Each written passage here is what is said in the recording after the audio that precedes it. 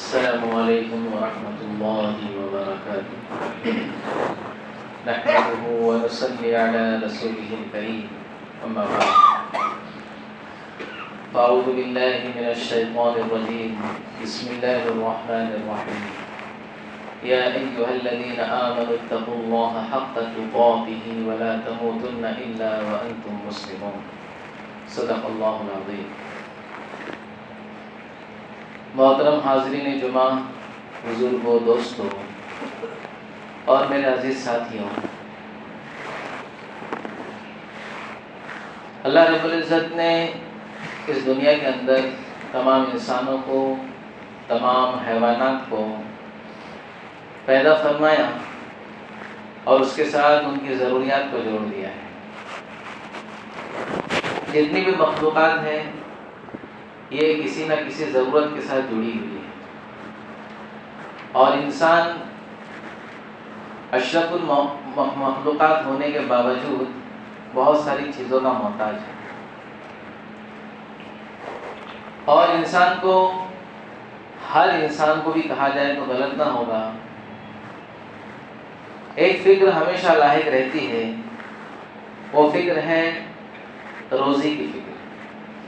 ہر انسان سفر کرتا ہے، اسی طرح محنت کرتا ہے، مشقتوں کو برداشت کرتا ہے، مصیبتوں کو اٹھاتا ہے، اس کے پیچھے ایک مقصد یہ ہوتا ہے کہ اسے بہترین روزی حاصل ہو۔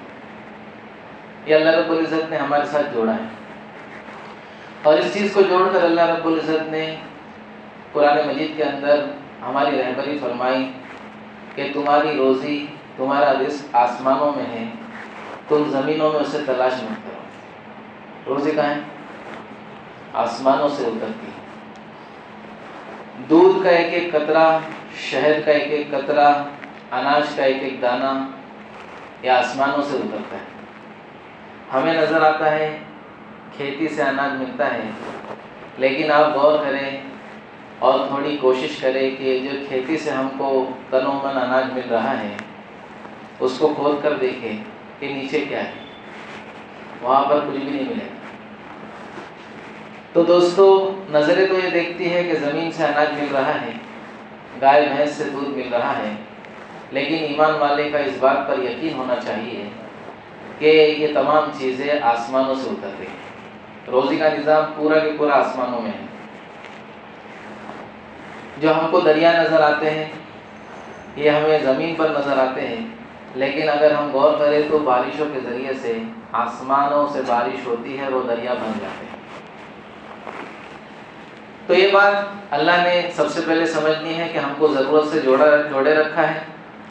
دوسری بات، سب سے بڑی جو ہماری ضرورت ہے دنیاوی اعتبار سے وہ روزی روٹی ہے، اس کو اللہ رب العزت نے آسمانوں میں طے کیا ہے۔ اور تیسری بات، اب رزق میں برکت کیسے ہو، ہمیں اپنی من چاہی روزی کیسے ملے۔ اور روزی میں صرف کھانے کی چیز نہیں ہے، رزق سے مراد انسان کی تمام ضروریات ہیں۔ نیک اولاد یہ بھی رزق ہے۔ نیک اولاد کیا ہے؟ یہ بھی اچھا رزق ہے۔ بری اولاد بھی رزق ہے لیکن برا رزق ہے۔ نیک اولاد بھی اچھا رزق ہے۔ صحت جو ہمارے ساتھ لگی ہوئی ہے یہ بھی اچھا رزق ہے۔ بیماری یہ بھی رزق ہے۔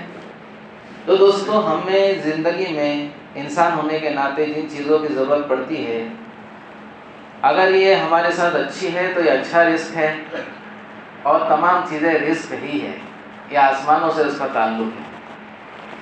اب دوستو، سب سے پہلے ہم یہ سمجھیں کہ روزی روٹی یعنی کھانے کی چیزیں، پہننے کی چیزیں، جو ہمارے روزمرہ کی ضروریات ہیں، جس کو ہم مختلف ذرائع سے حاصل کرتے ہیں۔ بعض لوگ کاروبار کرتے ہیں، بعض لوگ نوکری پیشہ ہیں۔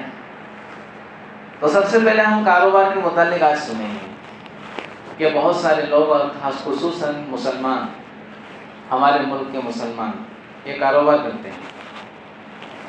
چھوٹا ہو بڑا ہو، کاروبار کرنے میں کوئی شرم نہیں، چاہے راستے پر کوئی ڈھیلا لگا رہا ہو، حلال طریقے پر، اس کو شرم نہیں کرنا چاہیے۔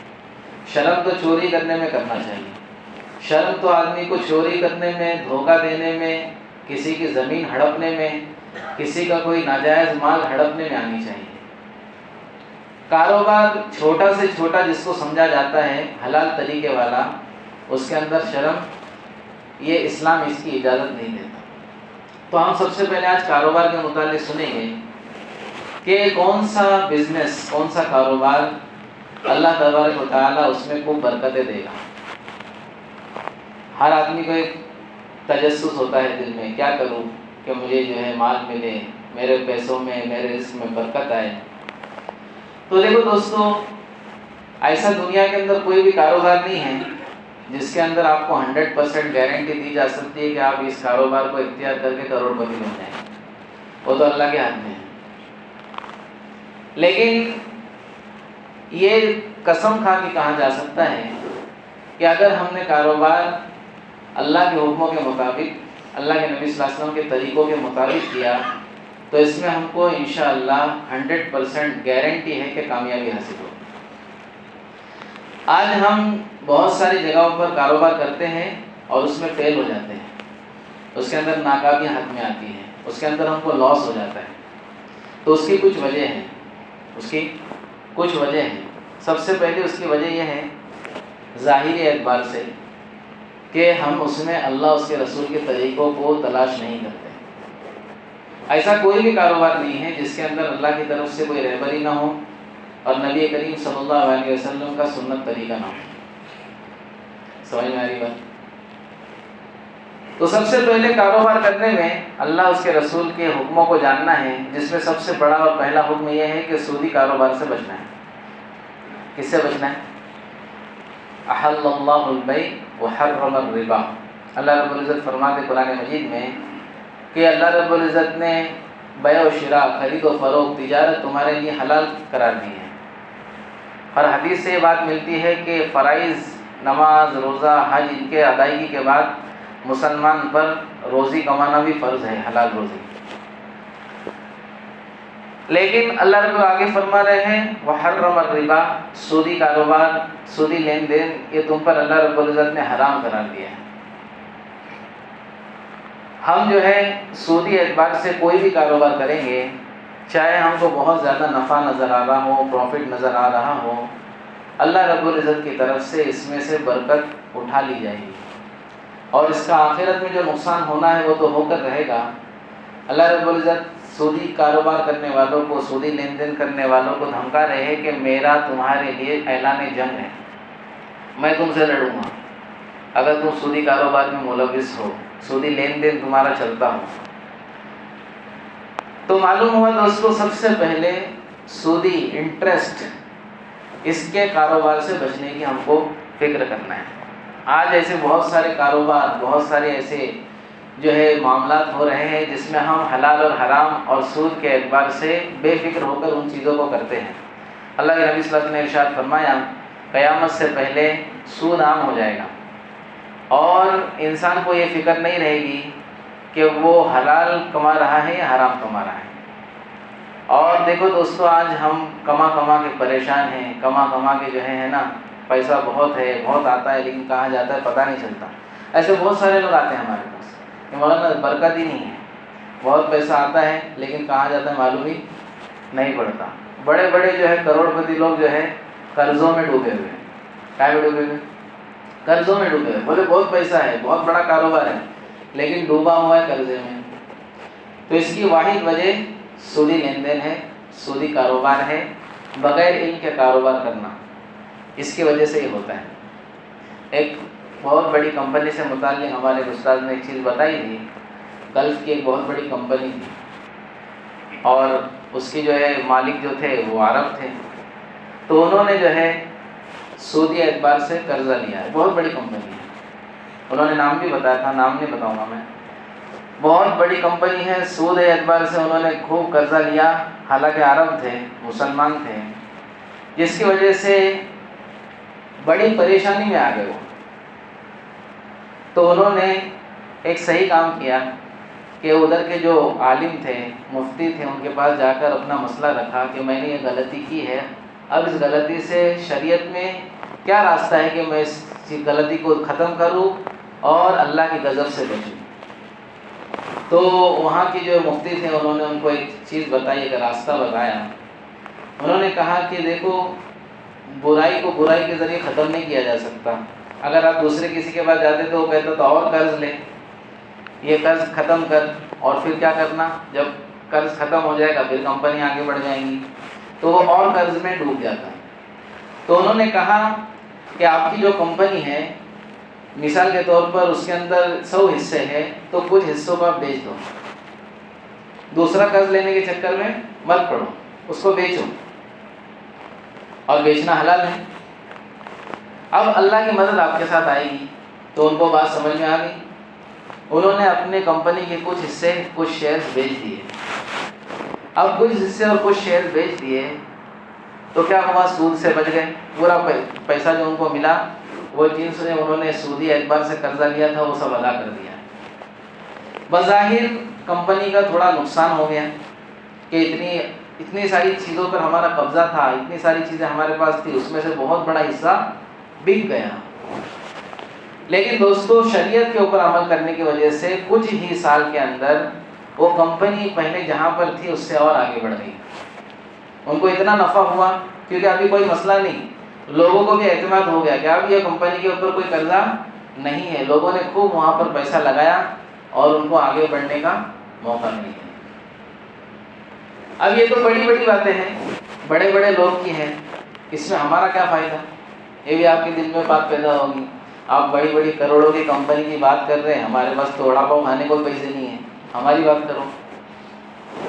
تو ہماری بات یہ ہے دوستو، یہ تو ایک سبق تھا ہمارے لیے. اب ہمارے لیول پہ ہم آتے ہیں.